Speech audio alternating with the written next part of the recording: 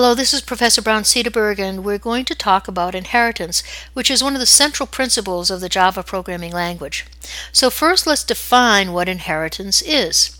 An inheritance is the definition of a specialized class from a more general class. That is, I am extending one class to another. Now, we have to remember that the class object is the mother of all classes. That is, all classes, whether you define them or they come with the Java language, descend from the class object. That's the highest in our inheritance structure. It's the first class. Alright, so here's a graphic of an inheritance structure, and that is we have a class animal. The class animal has dog and cat descended from it. Dog has descended from it, retriever. Retriever has descended from it, golden and Labrador. So we see from this that Goldens and Labradors are retrievers.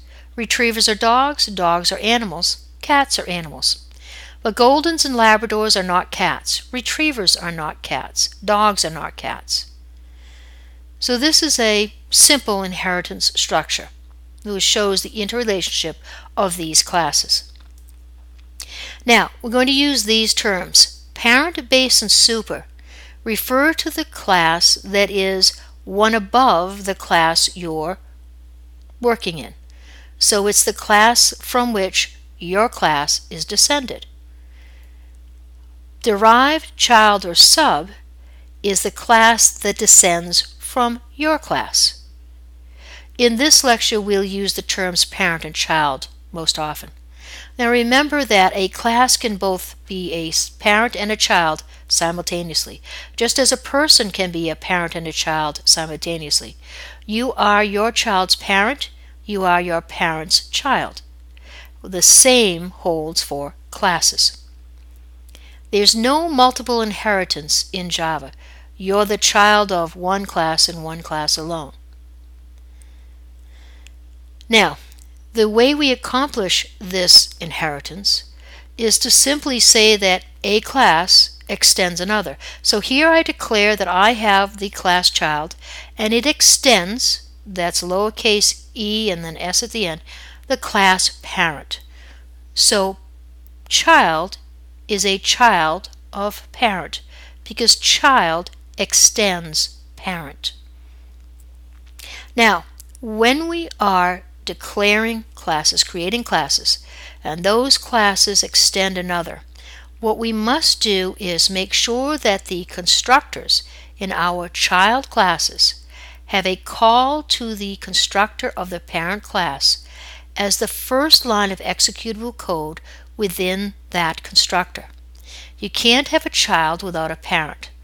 So every constructor in our child class must have as its first line a call to a constructor of the parent class.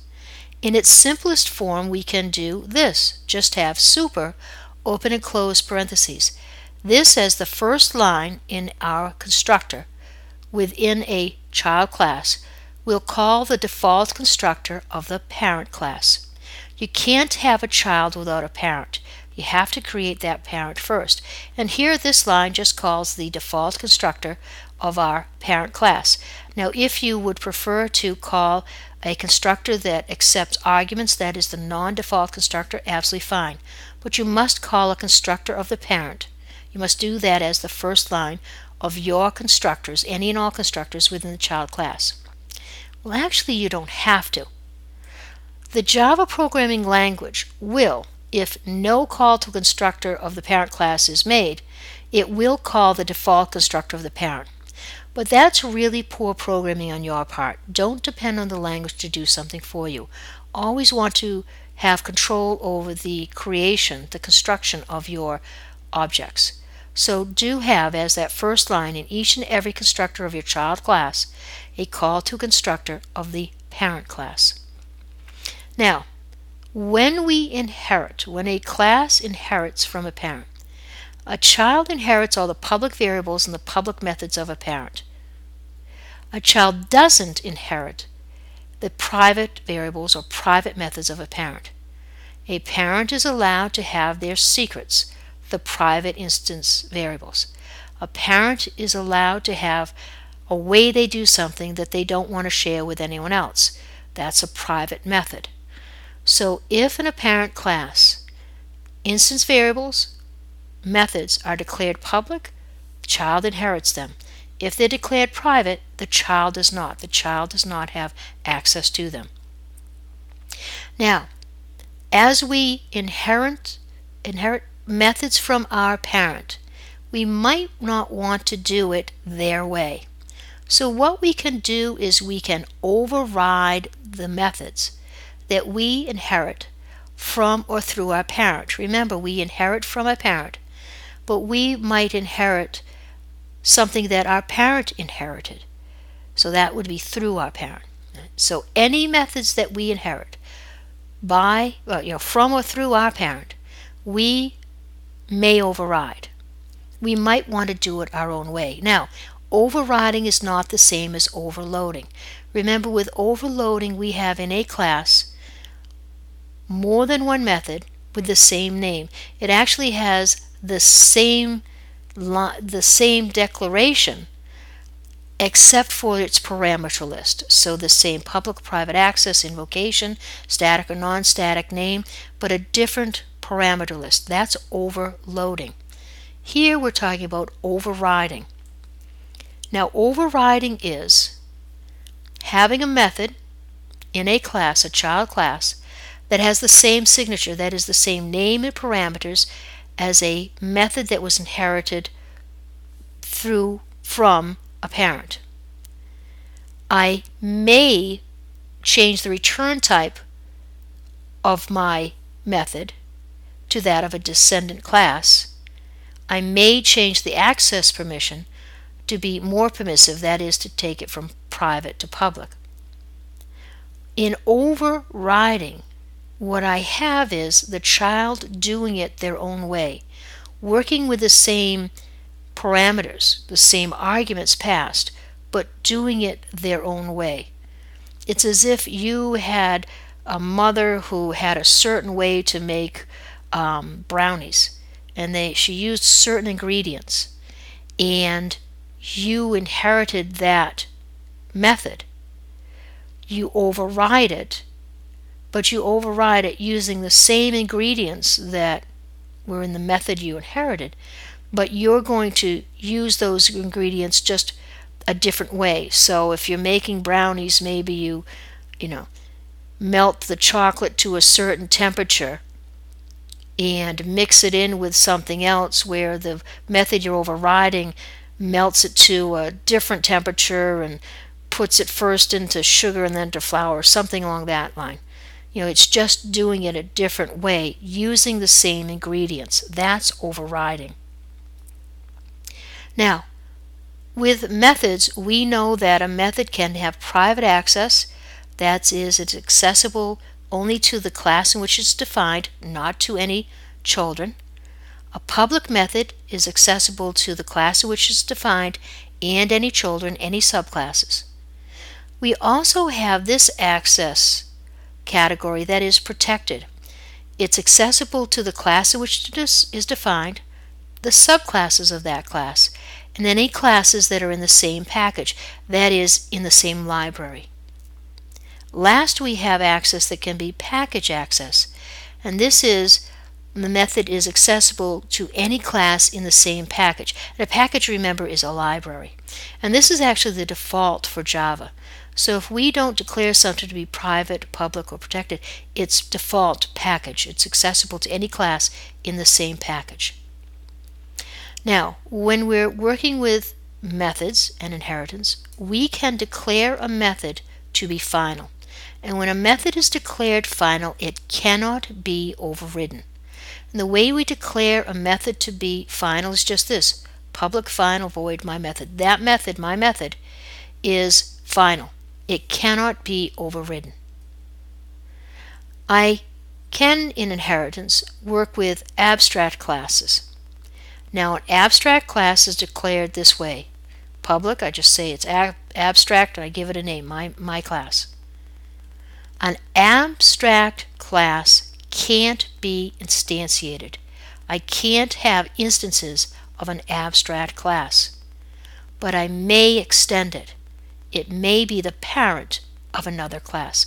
So an abstract class can't be instantiated, but it may be extended.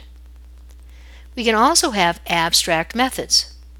And I declare a method to be abstract just this way.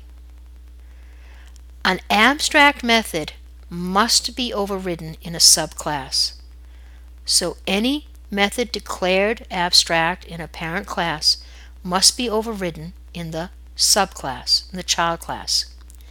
If a class has an abstract method, then the class has to also be abstract. We will use the keyword this when working in inheritance. And the keyword this refers to a variable or a method in the same class. That is the current object, that which called me. That's what this means, that which called me. So it's the current object. So if I were to use the keyword this in a constructor, it would call a constructor in the same class. When working with inheritance, we can also use this instance of, which is an operator.